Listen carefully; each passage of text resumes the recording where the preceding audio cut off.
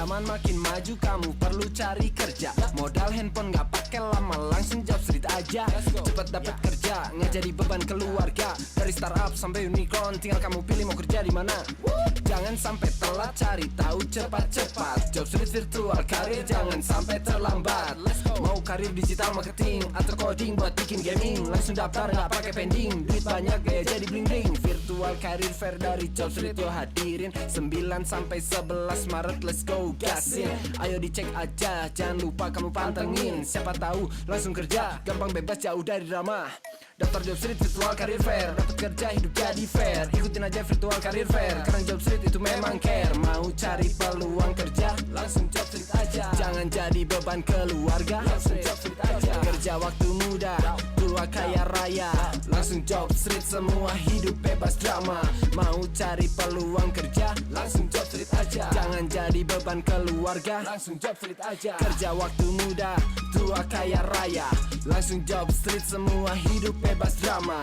Mau cari peluang kerja, langsung Job Street aja. Jangan jadi beban keluarga, langsung Job Street aja. Kerja waktu muda, tua kaya raya, langsung Job Street, semua hidup bebas drama. Kerja waktu muda, tua kaya raya, langsung Job Street, semua hidup bebas drama.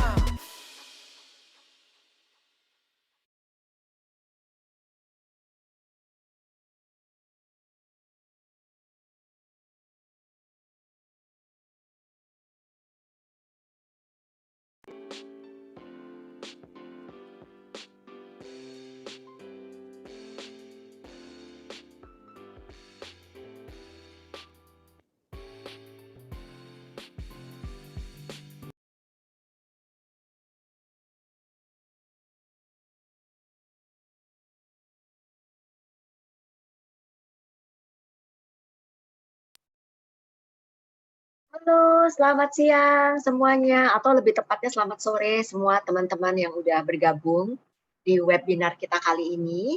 Dan tamu kita luar biasa sekali, namanya Jeffrey Tri Ardiansyah. Jadi kita panggil kakak aja ya, Kak Jeffrey Tri Ardiansyah.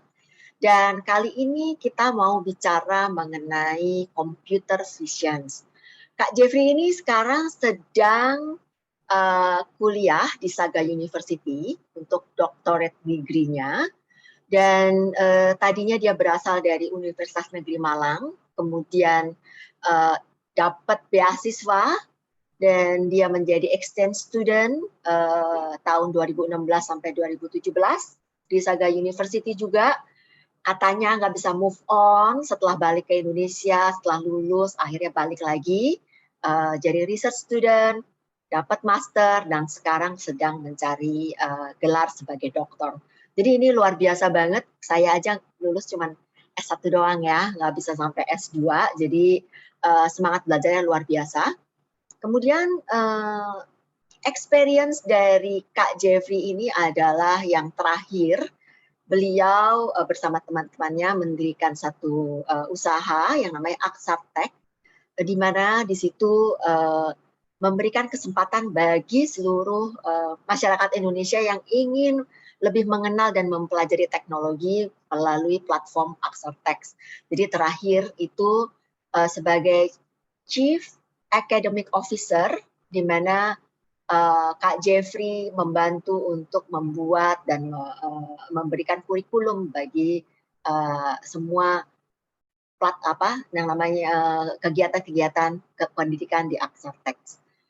Sebelumnya, Kak Jeffrey juga ikut aktif di Youth Opportunity Ambassador Japan dan juga di PPI Information Technology Engineer atau PPI Persatuan Pelajar Indonesia Dunia. Jadi kurang lebih begitu. Kak Jeffrey, mungkin silahkan boleh memperlihatkan dirinya. Oke, selamat siang Kak Pipi. Oke. Mungkin saya akan masuk ke rundown acara dulu, supaya teman-teman bisa tahu rundown acara kita hari ini seperti apa. Oke, hari ini kita akan ada opening ya, kita akan ada opening dan saya tadi udah melakukan opening, kemudian kita akan ada presentasi dari Kak Jeffrey, udah disiapin presentasinya, kemudian akan ada Q&A session dari partisipan, jadi silahkan nanti tinggal tulis aja di chat, dan nanti kita akan closing setelah itu. Nanti kita foto bareng ya, jadi nanti teman-teman tinggal buka aja kameranya. Dan ada juga sedikit aturan nih buat kita semua.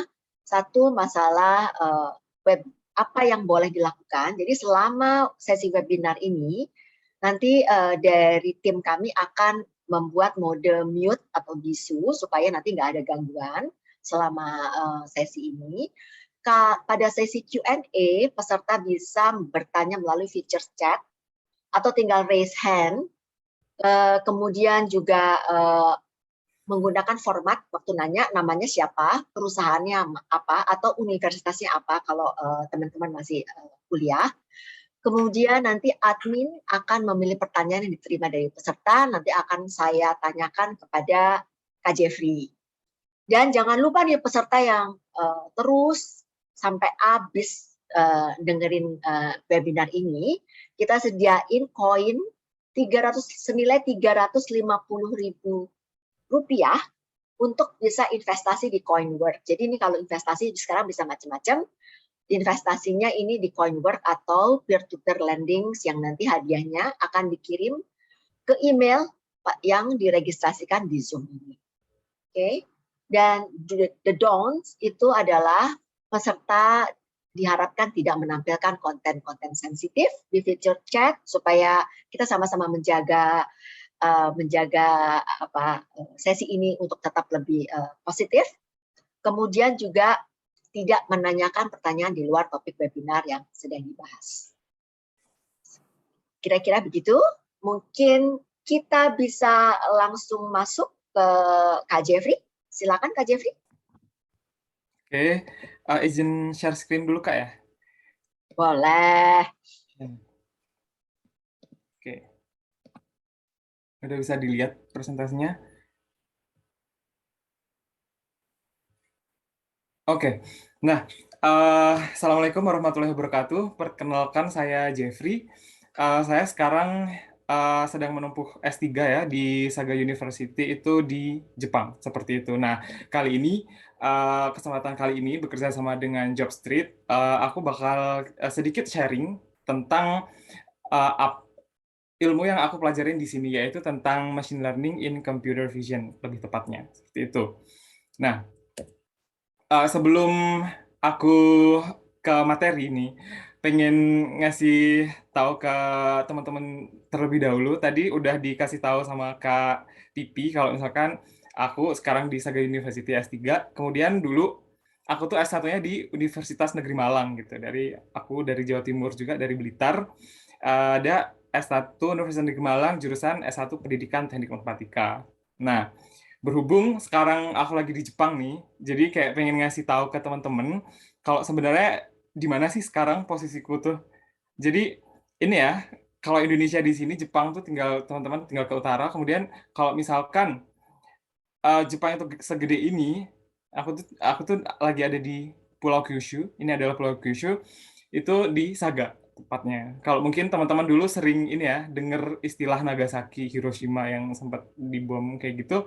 Nah, aku tuh di sebelahnya, di Saga namanya. Nah, sekarang ini lagi di Saga. Jadi ini kalau di sini jam 5 ya. Jadi kayak 5 lebih berapa? 10 menitan.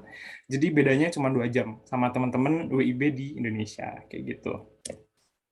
Nah, oke, setelah perkenalan nih, kali ini aku bakal ngasih tahu teman-teman sedikit mengenai machine learning. Tadi seperti di judul, ada machine learning sama computer vision.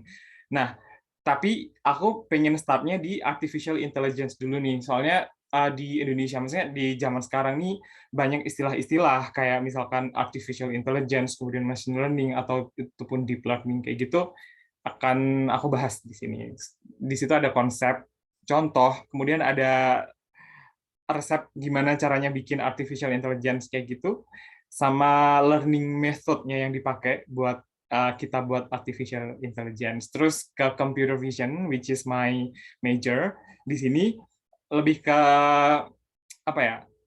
Kayak konsep, kemudian contoh, dan kayak pengen ngajak teman-teman sedikit nih merasakan gimana sih bekerja atau berkecimpung di dunia computer vision kayak gitu. Nah, terakhir juga aku bakal ngasih tahu contoh computer vision yang di Jepang kayak gitu. Nanti kalau misalkan dengan harapan aku tuh teman-teman ada pandangan gitu ya. Kalau misalkan mau menekuni computer vision nanti itu bakal diapain sih ilmu kita tuh kayak gitu. Di bidang online shop ada, kemudian agriculture, kemudian juga ada ke visually impaired support system. Ini kayak lebih ke support untuk tunanetra ya. Soalnya kita belajar tentang computer vision itu bisa dimanfaatkan untuk membantu teman-teman tunanetra seperti itu.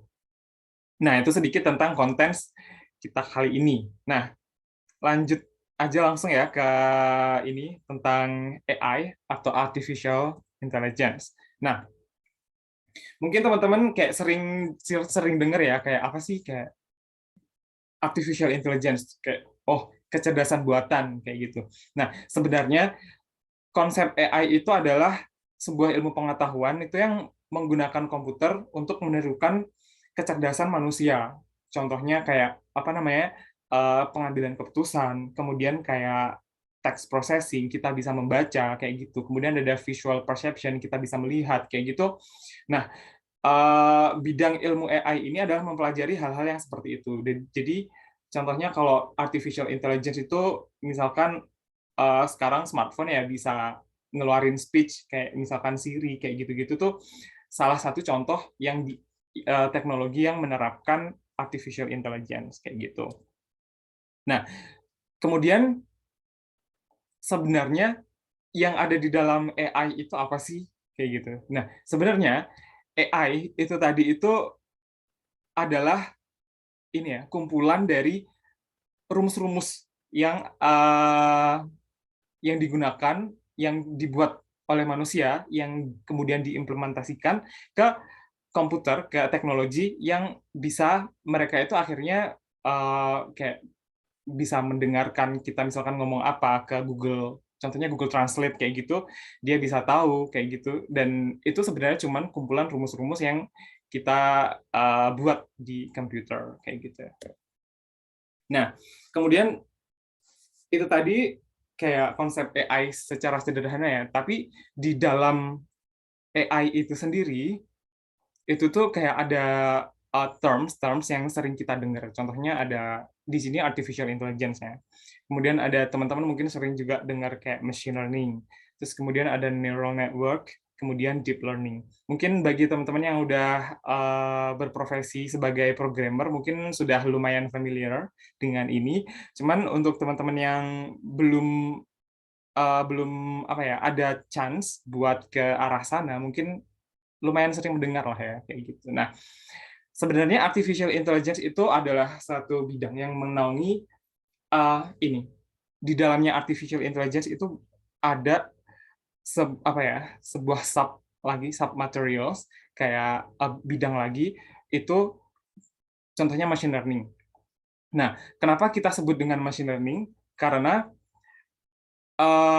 machine learning itu adalah apa ya kayak teknologi yang bisa memahami sesuatu yang baru gitu. Kayak misalkan kalau artificial intelligence itu misalkan HP bisa ngeluarin bisa speech kayak gitu. Nah, dia itu kan cuman apa ya menampilkan data ke suara kayak gitu. Tapi itu udah artificial intelligence, soalnya dia udah memproses itu untuk menjadi suara kayak gitu. Nah, kalau machine learning itu dia lebih ke ketika dia ada input yang baru, belum dia tahu, belum dia pelajari, itu tuh dia bisa udah kayak bisa apa ya ngasih respon, udah bisa belajar apa yang udah dipelajari itu bisa dilihat kan kayak bisa diidentifikasi sesuatu yang baru itu udah bisa diidentifikasi kayak gitu. Kemudian kalau neural network itu atau deep learning itu adalah salah satu dari metode yang kita pakai untuk membuat machine learning, untuk membuat sesuatu yang bisa mengetahui sesuatu, untuk membuat teknologi yang mengetahui sesuatu, kayak gitulah ya. Nah, contoh-contoh apa ya? Contoh-contoh kecerdasan buatan di sekitar kita. Nah, contohnya ini mungkin teman-teman sering eh, lihat itu kayak misalkan di Facebook ada auto tag, kita ada foto sama teman kita, tahu-tahu ada Facebook tuh ngasih rekomendasi, oh apakah ini foto kita kayak gitu. Nah, itu dia udah tahu berdasarkan foto-foto kita yang dulu, terus kemudian dia lihat, oh ini foto kita, kayak gitu tuh termasuk AI. Kemudian Siri, Alexa, di Google Search pun ketika kita ingin apa ya, mencari sesuatu, Google Search itu juga menerapkan AI. Kemudian ada spam filter di Gmail. Nggak usah jauh-jauh, kayak di filter Instagram yang kita sering pakai tuh. Kayak misalkan ada efek-efek apa itu. Nah, si kamera Instagram ini udah bisa ngedetek wajah kita. Nah, dari situ eh, Instagram tuh kan berarti tahu tuh apa namanya, konsep wajah orang tuh kayak gimana, ada mata, ada hidung dan lain-lain kayak gitu. Nah, itu tuh termasuk AI juga kayak gitu yang tergolong machine learning itu tadi kayak gitu. Nah, membahas tentang machine learning, jadi kayak apa namanya, machine learning itu kayak ada standarisasinya. Jadi kayak semua aplikasi yang ada di Play Store, ada di apa namanya, Apple Store kayak gitu tuh nggak semuanya itu mempunyai machine learning.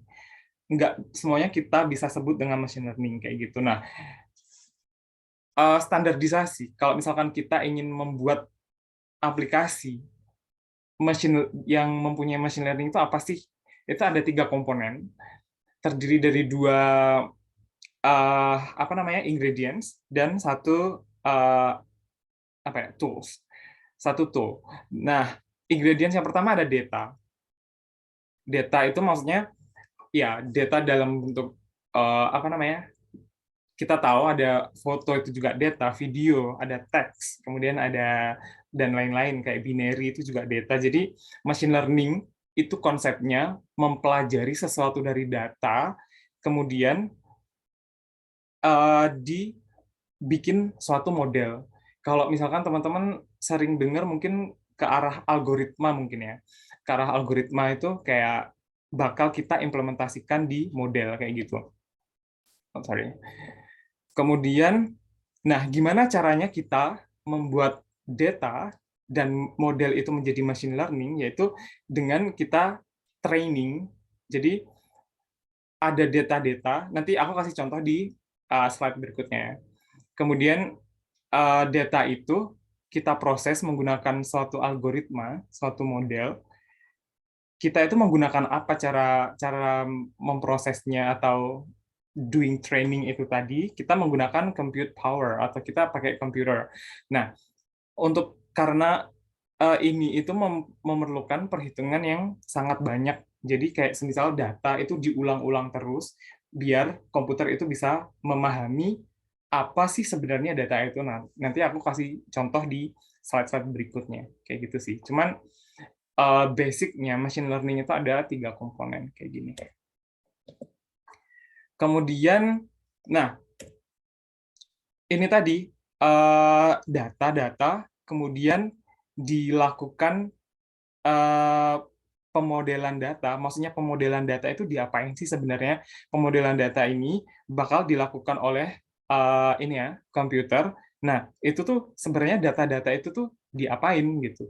Diapain sama si algoritma itu tuh kayak gitu. Nah, jadi kita itu menyebutnya dengan konsep training. Training itu adalah di mana komputer itu belajar. Jadi istilahnya itu kita let's say kita punya nanti kita punya anak gitu ya. Kita membelajarkan nah ini loh, ini adalah pisang, ini adalah smartphone, ini adalah makanan A, B, C. Nah, kita itu juga ketika membuat suatu machine learning, kita itu juga ngasih tahu ke mesinnya itu, oh ini apa, ini apa, ini apa, kayak gitu. Nah, itu contoh sederhananya. Nah, ketika kita membuat machine learning, ya learning methodnya itu ada 2 tipe. Sebenarnya ada beberapa sih, cuman yang mungkin teman-teman bisa apa namanya, ketahui terlebih dahulu itu ada supervised learning sama unsupervised learning.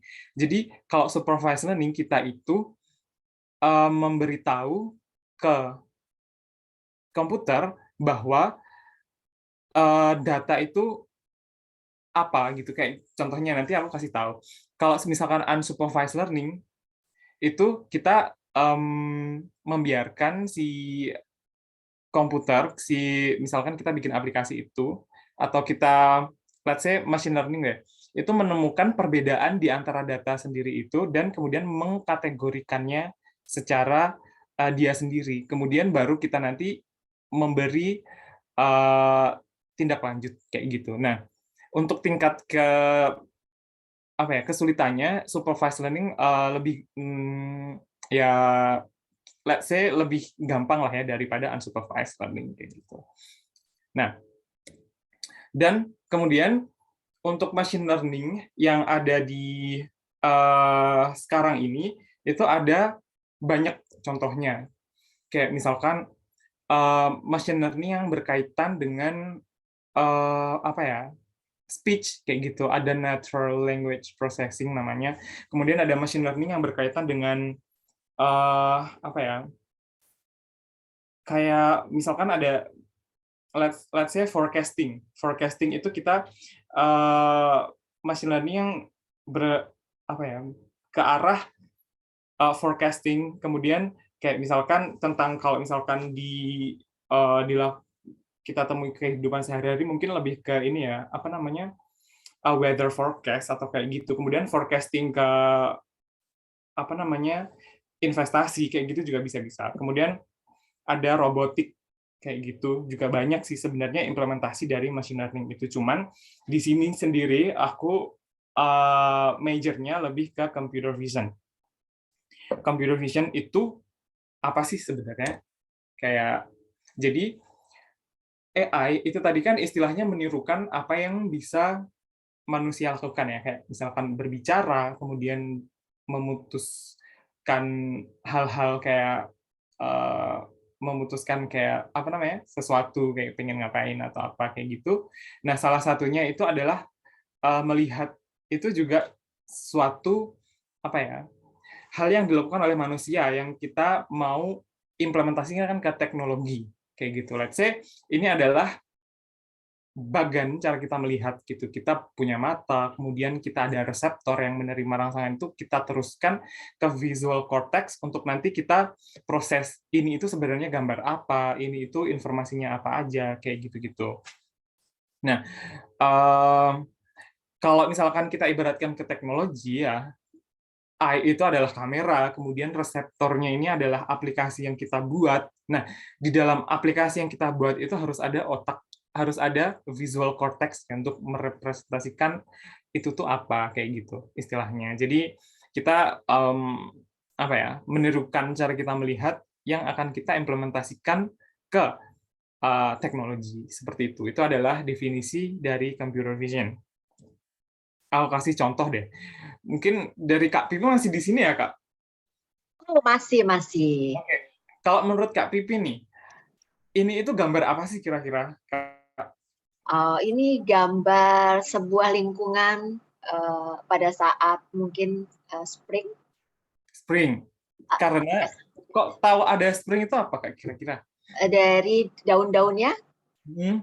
Nah, benar. Jadi ini adalah, terima kasih Kak ya. Jadi ini adalah salah satu spot di Saga Universe. Jadi di engineering faculty ya, ini itu ada bunga sakura ini dari tadi kata Kak Pipi ini adalah dari pohonnya ini sedang berbunga sakura kayak gitu, dan itu adalah salah satu contoh penglihatan kita ya sebagai manusia. Oh, ini pohonnya lagi berbunga gitu. Oh, berarti ini spring. Nah, kita mikirnya kayak gitu. Nah, sedangkan kalau misalkan ini kita tuh apa ya, in case kalau misalkan kita ini spring, terus kemudian pohonnya kayak gini, ini adalah bunga sakura, kayak gitu.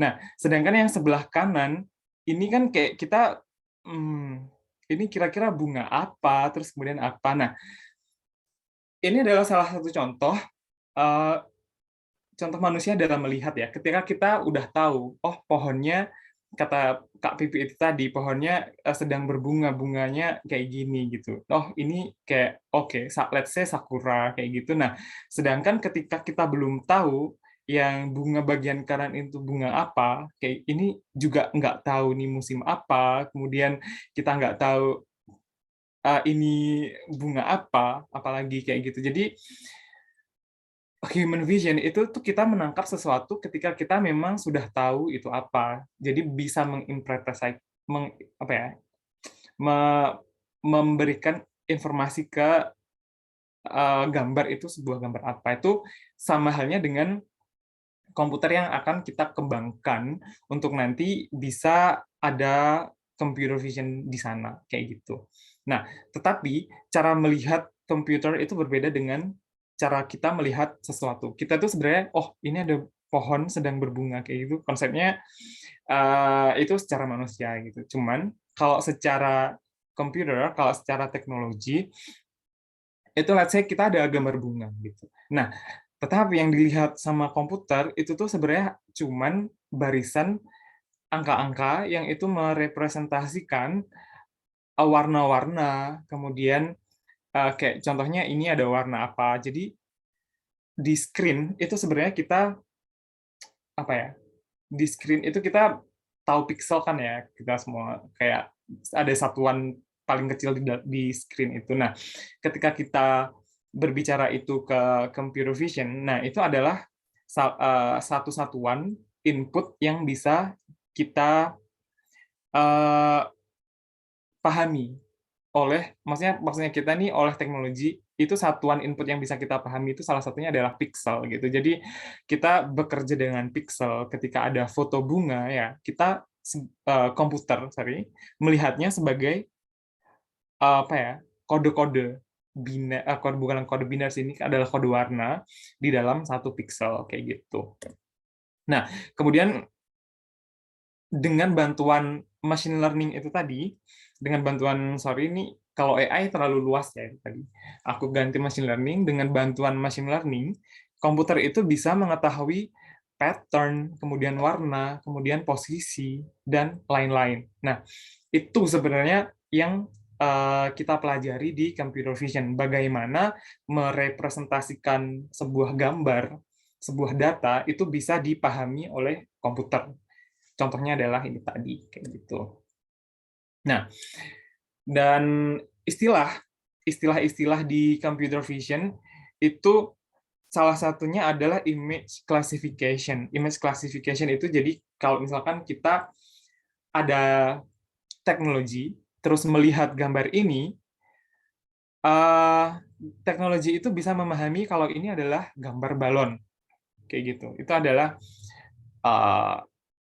image classification. Cuman ada juga image localization. Image localization itu ketika ada gambar balon, si teknologi itu sudah bisa memahami posisi balon itu, kayak gitu. Jadi setelah apa itu objek yang ada di foto, kemudian bisa memahami lokasi objek, kayak gitu. Nah, kemudian aja objek detection juga, object detection itu lebih kompleks lagi daripada kedua terms sebelumnya, kayak gitu. Nah, ini adalah salah satu contoh foto yang ada di Saga juga. Ini jadi di Saga itu ada sebuah competition, balloon competition yang itu diadakan 1 tahun sekali. Itu International Balloon Competition ya. Jadi nggak kalah sama mana tuh, Cappadocia kayak gitu sih di Saga. Ini satu-satunya di Jepang ya. Nanti mungkin teman-teman kalau misalkan pengen main ke Jepang, Saga ini salah satu recommendation ya kayak gitu. Nah, balik lagi ke object detection ya. Jadi object detection itu nggak cuma satu yang didetek sama teknologi, yaitu ada balon banyak yang itu tuh nggak memungkinkan cuma satu objek aja yang dipahami oleh komputer. Misalnya di sini ada mobil nih, itu bisa ada mobil, terus kemudian ada orang-orang kayak gitu. Nah, teknologi-teknologi seperti ini juga termasuk computer vision. Dan salah satu penerapan yang sangat terkenal di dunia teknologi, salah satunya adalah Tesla ya, teman-teman udah tahu pasti yang kayak auto drivingnya Tesla itu konsepnya gimana sih sebenarnya? Ini ada video dari Tesla itu mengeluarkan video gimana cara konsep dia itu auto drivingnya itu gimana. Ini coba teman-teman The lihat. key to seeing how impressive autopilot actually is lies in the Jadi smallest ini adalah details. In mobil February Tesla ya. 2020, Nah, Tesla di released this situ 30-second clip showing an example of what the forward-facing autopilot camera sees. Tesla itu sebenarnya juga menerapkan yang namanya object detection. Kemudian ada setelah dia mendeteksi objek-objek di sekitarnya itu ada following response-nya. Jadi dia harus ngapain. Itu based on input dari kamera si Tesla itu. Jadi setelah dia mendeteksi, oh ini ada lurus, kemudian ini belok ke ada belok ke kiri dan belok ke kanan. Ini adalah simbol kayak gitu ya. Untuk kita mau lurus kita harus di lajur ini. Kalau belok kita di lajur ini kita bisa lurus dan belok kiri. Kalau di sana ke kanan. Kayak gitu-gitu kayak basic object detection itu diterapkan di Tesla untuk nantinya di program si Tesla ini mengetahui selanjutnya ini harus kayak gimana, decision making-nya itu juga ada kayak gitu. Nah, ini adalah salah satu penerapan dari computer vision itu sendiri. Kita bisa memahami, oh ini ada gambar di kiri, kanan ada mobil, jaraknya sekian, kemudian kita mau si mobil ini berarti nggak bisa kayak gini, ada objek, dan lain-lain. Itu adalah salah satu penerapan dari computer vision. Oke. Nah, jadi dari contoh itu tadi, itu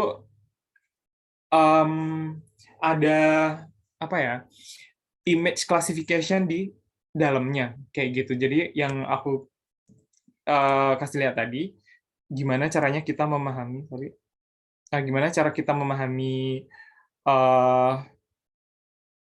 gambar itu salah satunya dengan konsep image terms image classification ya, kayak gitu. Nah, konsepnya kita bisa tahu input itu tadi gimana. Nah, jadi yang pertama, ketika kita ingin membuat aplikasi atau ingin membuat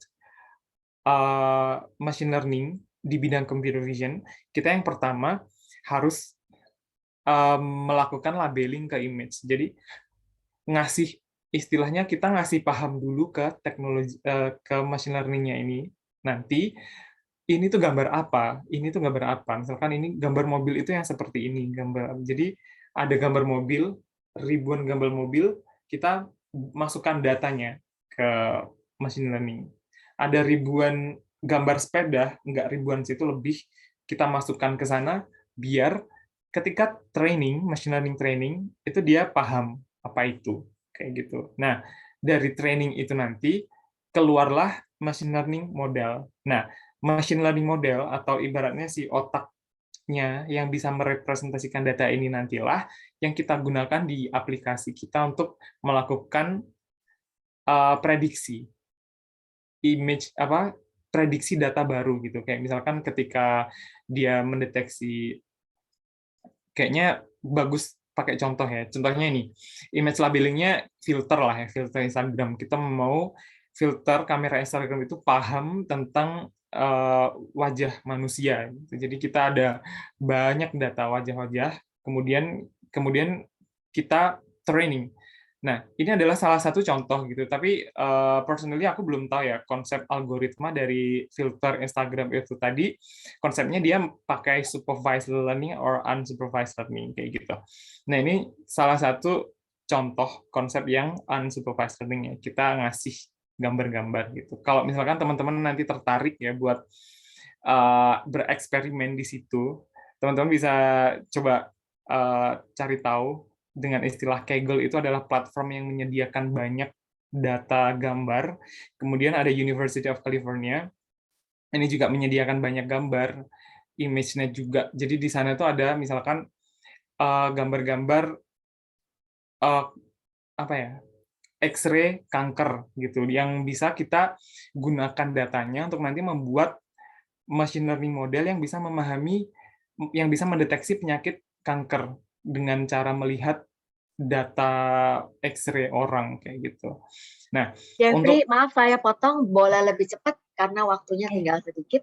oke ya. Karena Oke, masih banyak ini. Terima kasih. makasih Kak Pipi. Oke. Nah, itu adalah salah satu contoh. Mungkin kalau teman-teman interested nanti bisa kontak saya di jeffrey@tenji.id kayak gitu. Nah, salah satu contohnya mungkin teman-teman kalau misalkan belum ini membosankan, computer vision membosankan, mungkin bisa coba di Teachable Machine dari Google ya. Nah, di Teachable Machine ini teman-teman bisa nyoba untuk implementasi konsep dari computer vision. Nah, yang seperti yang aku jelasin tadi, jadi computer vision itu kita bisa mendidik dia dengan cara memasukkan data-data gitu. Contohnya kayak tadi malam tuh aku buat pengen buat aplikasi buat sweet gitu ya. Kalau di Indonesia kan ada semut, ada gajah, sama ada manusia, ada orang kayak gitu. Iseng-iseng buat aplikasi buat sweet. Jadi aku memasukkan data tangan kelingking, telunjuk, yang satunya sama jempol kayak gitu, yang kemudian di training di sana untuk dilakukan proses pemodelan itu tadi, kemudian menghasilkan output yang dia itu bisa paham ketika aku ngasih jempol gitu. Oh, ternyata dia ini gajah kayak gitu. Ini ada semut, gajah sama manusia kayak gitu-gitu sih. Kayak ini salah satu contoh sederhananya, mungkin nanti teman-teman bisa kembangkan lebih lanjut.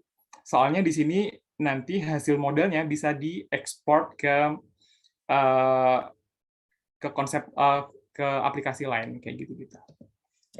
Teman-teman mungkin bisa coba di sana ya.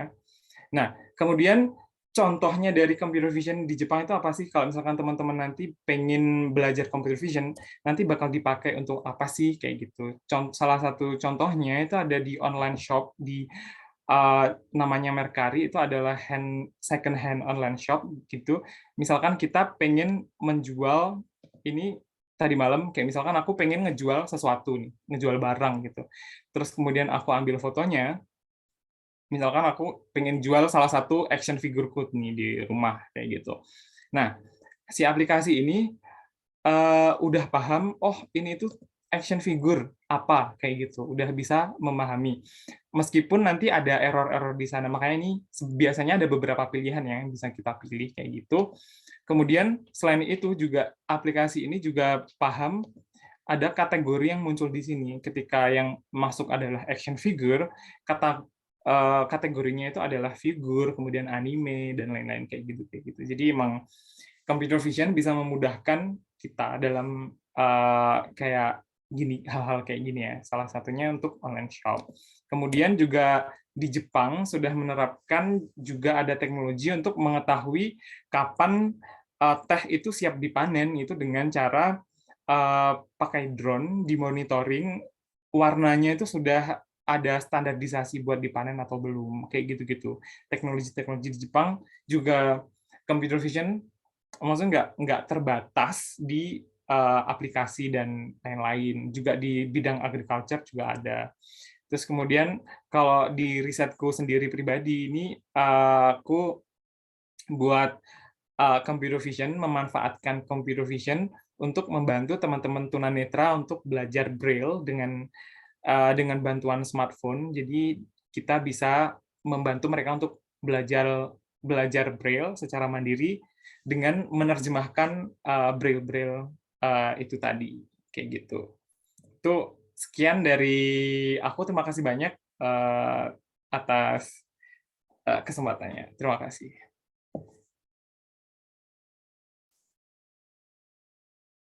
Terima kasih banyak Mas Kak Jeffrey, menarik banget machine learning dan computer vision.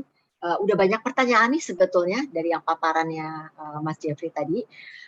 Aku ngeri tadi ngelihat komputasinya itu karena saya bukan di bidang teknologi, nggak ngebayang bahwa kita sebagai pengguna kayak di all shop di Indonesia juga udah mulai search juga, udah tinggal kalau sebagai konsumen kita udah tinggal foto barangnya, kita langsung di direct ke ke tempat tokonya ya. Tapi kalau dilihat dari kebanyakan nonton film nih kayak unsupervised learning yang tadi AI itu bisa nggak sih nggak terkendali gitu? Karena mesinnya yang mempelajari sendiri kan. Kalau tadi kan satu lagi supervised learning kita kasih label, kita kasih input-input, ya pemahaman. Jadi sebetulnya kita yang mengendalikan. Kalau ini kan bukan kita yang mengendalikan. Dan juga bagaimana machine learning itu sendiri atau computer vision sendiri itu kalau kita ngomongin masalah keamanan nih ya, kan bisa banyak sekali kan, ada untuk online shopping, untuk kesehatan tadi yang mendeteksi cancer, tapi kan juga bisa untuk masalah keamanan, surveillance, pengawasan terhadap negara musuh atau pengawasan terhadap masyarakat sendiri supaya kita bisa mendeteksi ini jambret atau bukan, ini ada kejahatan, ada apa. Tapi itu kan juga ya yang udah dikasih machine learning kayak gitu ya. Ya, dan itu bagaimana dengan masalah privacy kita gitu. Karena itu terjadi breach of privacy juga kan, artinya negara akhirnya bisa mendeteksi mukanya Pipi nih lagi jambret Jeffrey gitu kan. Nah itu gimana gitu sebelum kita masuk ke pertanyaan dari teman-teman. Oke. Terima kasih Kak. Kalau misalkan masalah yang supervised learning itu tadi Kak ya, jadi kita membuat machine learning based on gimana mereka mengklasifikasikan suatu input data itu sendiri, kemudian bisa membedakan data-data berdasarkan machine learning itu sendiri gitu. Jadi untuk keterbatasannya, nah sebenarnya ketika kita ngomong ke arah mesin yang tidak bisa kita kendalikan, nah kayak gitu sebenarnya bisa gitu. Soalnya kalau di computer vision itu sendiri kita bekerja di bagian inputnya kayak di bagian input gitu. Kita ketika ada robot bisa memahami, oh ini tuh sebenarnya bola, oh ini tuh sebenarnya manusia, oh ini sebenarnya mengancam, ini tuh sebenarnya tidak mengancam. Nah, kayak gitu sebenarnya kita we are still in control of that gitu. Ketika kita bisa memberikan respon-respon yang sesuai yang kita tanamkan ke teknologi itu, kayak robot dan lain-lain kayak gitu. Jeffrey, karena ini pertanyaannya banyak banget, nanti saya bisa dimarahin nih kalau pertanyaan-pertanyaan ini nggak disampaikan nih. Oke. Saya klasifikasiin dulu aja ya, jadi nggak cuma mesin yang bisa klasifikasiin, saya juga bisa klasifikasiin. Jadi ini masalah pengenalan suatu objek. Jadi saya klasifikasiin di beberapa pertanyaan. Sebetulnya berapa lama sih computer vision bisa mengenali satu objek? Kemudian juga mengenai tadi malam hari atau dalam kondisi gelap, bisa nggak sih computer vision itu mengenali suatu objek? Oke. Terkait dengan pengenalan objek ya, kayak berapa lama kita harus melakukan training kepada machine learning untuk bisa dia itu mengenali suatu objek. Nah, itu tergantung data kita. Yang pertama, tergantung data ya. Jadi, misalkan kita ada data ikan, biar si mesin itu bisa mengenali ini ikan. Nah, itu tergantung seberapa banyaknya data yang kita masukkan gitu, macam-macam ikan kayak gitu. Nah, kemudian next faktor berikutnya itu adalah berapa lama kita training. Jadi training itu adalah suatu program yang itu tuh berlapis-lapis yang diulang-ulang. Jadi ketika ada case, salah satu contohnya di penelitianku tuh kita mendeteksi braille ya. Jadi aku trainingnya itu nggak cuma 1-2 jam kayak gitu. Itu bisa 9 jam, 10 jam kayak gitu untuk memberikan pengenalan braille itu kepada sistem kayak gitu. Sekitar segitu sih. Itu adalah hal-hal yang sederhana gitu. Kalau misalkan bicara tentang jadi semakin lama kita training, terus kemudian ada data yang di situ semakin banyak kayak gitu, kita akan memperoleh yang namanya confidence value. Confidence value itu adalah ada precision, kemudian ada presisi si mesin itu dalam mendeteksi itu semakin meningkat kayak gitu. Kemudian kalau ada yang malam hari itu tadi Kak, nah sebenarnya kalau malam hari itu kan cenderung gelap ya, tetapi di tahu nggak sih teman-teman pernah tahu filter kayak gitu, filter image gitu nggak ya? Jadi filter image tuh nggak cuma dipakai untuk teman-teman misalkan filter negatif, kemudian ada filter grayscale kayak gitu, filter apapun itu sebenarnya di keilmuan juga kita pakai untuk mempermudah dalam membaca suatu data gambar itu tadi, ataupun data video ya, karena video terdiri dari gambar-gambar kayak gitu. Jadi kita mengimplementasikan filter-filter biar terdeteksi ini tuh ada objek di sana kayak gitu sih konsepnya. Oke, berarti tadi dari jawabannya Kak Jeffrey ini sebagian udah menjawab pertanyaannya Andi nih ya, karena dia nanya masalah sistem computer vision learning itu kadang-kadang suka bias gitu, jadi masih salah-salah gitu. Jadi itu sebetulnya ujung-ujungnya adalah seberapa banyak data yang terus kita masukkan sehingga dia pembelajarannya makin banyak. Apakah betul begitu?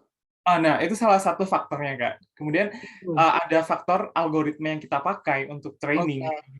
Jadi kan makin ke sini, ilmuwan itu ada mencetuskan beberapa metode, beberapa algoritma yang bisa kita pakai untuk training itu tadi, kayak gitu. Dan itu tuh juga mempengaruhi akurasi dari pendeteksian dari objek di gambar, seperti itu.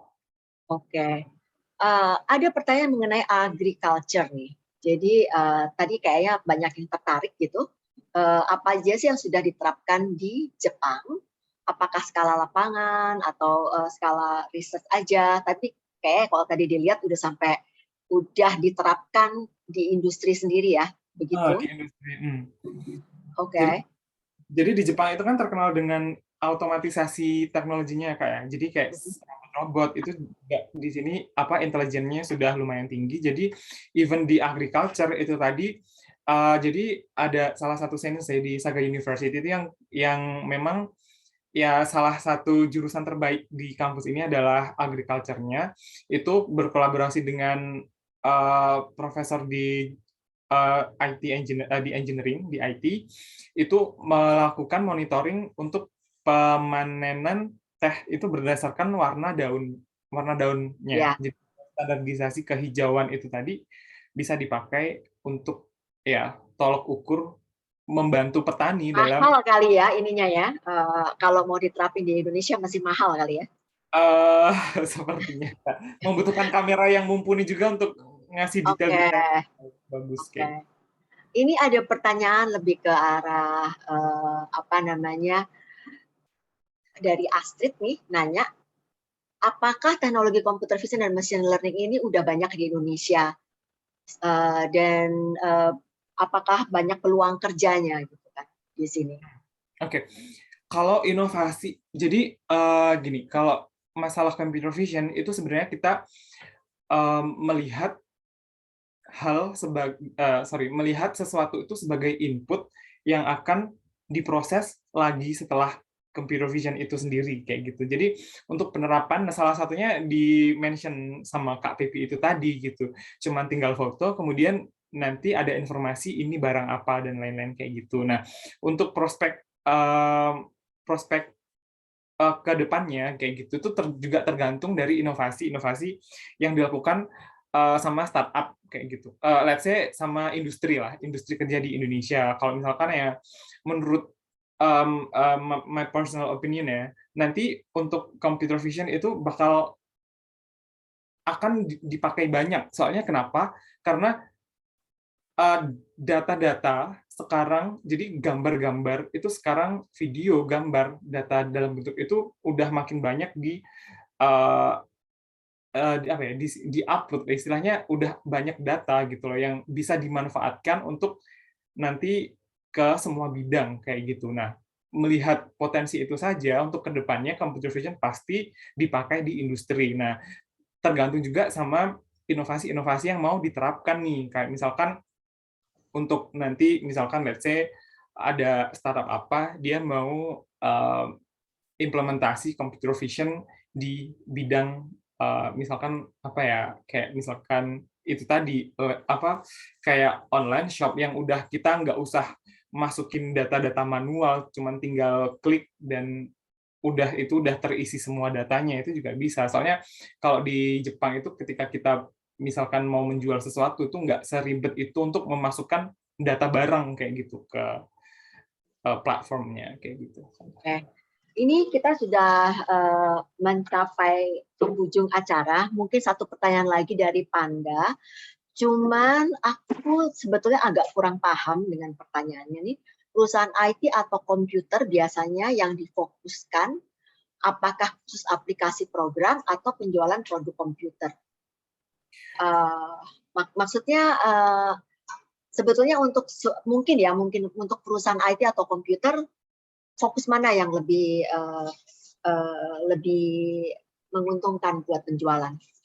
Oke, kalau maksudnya kalau menurut saya nanti mungkin lebih ke prospeksi computer vision itu nanti mau dibawa kemana gitu ya, maksudnya mau berkarir kemana kayak gitu. So far kalau misalkan dari teman-teman ada misalkan masuk ke company yang related sama let's say perkameraan itu tadi gitu, misalkan ada aplikasi yang menyangkut tentang kamera-kamera, terus kemudian ada perusahaan yang related sama itu bisa masuk ke arah sana juga gitu untuk prospek karir yang mungkin tadi ditanyakan ke depannya kayak gitu, related sama kamera. Soalnya emang computer vision ya satu-satunya input dari dunia kita ke dunia teknologi ya kamera itu tadi kayak gitu. Oke. Baik, terima kasih sekali. Jadi ini kalau diambil kesimpulan, sebetulnya masalah machine learning, terutama di bidang computer vision itu masih banyak sekali peluangnya untuk dipakai. Apakah itu untuk di bidang kesehatan, dideteksi kan nggak hanya cancer, tapi mungkin bisa untuk remote detection. Karena Indonesia luas sekali, kita bisa deteksi penyakit di pedalaman Papua dari Jakarta dengan computer vision, berdoa supaya infrastrukturnya memungkinkan ya. Kemudian juga masih banyak lagi kayak mobil-mobil pintar, kendaraan pintar, mesin-mesin pintar, semua yang bersifat robotik. Bahkan untuk main-main mungkin nanti suatu saat bisa dipakai untuk hal-hal lucu-lucuan kayak mungkin di TikTok. Robot bisa main sepak bola sendiri. Sebenarnya kalau sekarang kan udah ada gitu ya, tapi ketika melihat hal-hal kayak gitu tuh computer vision juga bisa dipakai sesuatu hal yang menyenangkan juga kayak gitu. Betul. Kayak di bidang sport mungkin untuk melatih atlet. Jadi kita bisa lihat gerakan, ibaratnya kalau dilihat gerakannya Cristiano Ronaldo segala macam udah bisa digambarkan, nanti bisa dilihat. Saya rasa banyak sekali ya. Ini cuman apa yang saya rasakan. Jadi sebetulnya teman-teman di sini kesempatannya banyak banget. Silakan tanya-tanya lebih lanjut ke Kak Jeffrey kalau seandainya tertarik untuk belajar di bidang computer vision, gimana cara masuk Saga University dengan beasiswa, boleh tanya-tanya langsung ke Kak Jeffrey. Kak Jeffrey boleh ditulis nggak alamat emailnya mungkin kalau mereka mau bertanya langsung di chat? Bisa, di chat ya. Di chat aja. Kalau nggak keberatan, karena ini ternyata saya lihat pesertanya banyak sekali dari mahasiswa-mahasiswa, jadi berharap ini bisa berguna buat kita semua. Oke, kita sudah mencapai penghujung acara. Saya mengucapkan terima kasih kepada Kak Jeffrey dan juga kepada teman-teman yang sudah berpartisipasi hingga akhir. Semoga sharing session kali ini bisa bermanfaat bagi kita semua. Foto bersama, Bu. Oh iya, foto bersama. Sebelum foto bersama, boleh ini nggak nyampein sesuatu nggak? Soalnya boleh. Pertanyaan dari pertanyaan-pertanyaan itu tadi kayak nge-trigger, ternyata juga banyak ya teman-teman yang tertarik ya. Sebenarnya untuk belajar computer vision itu kayak nggak harus di tempat formal kayak kampus dan lainnya kayak gitu ya. Sekarang kayak online learning itu udah menyediakan banyak sekali informasi dan pengalaman yang bisa teman-teman dapatkan untuk terms computer vision. Jadi nggak usah ragu-ragu kalau misalkan teman-teman tertarik, kayak misalkan nyoba itu tadi nih, contoh yang aku kasih itu tadi, kemudian tertarik, itu bisa belajar dan mencari tahu di kayak online learning platform, itu menurutku juga sekarang udah sangat bagus untuk dipelajari, kayak gitu. Oke, kita mau foto bersama? Ya, untuk peserta yang lain boleh dibuka kameranya. Yuk dibuka yuk, kapan lagi nih kita foto sama Kak Jeffrey? Ya, ayo yang lainnya, mari dibuka kameranya untuk bareng foto dengan Kak Jeffrey, dengan Ibu Pipi.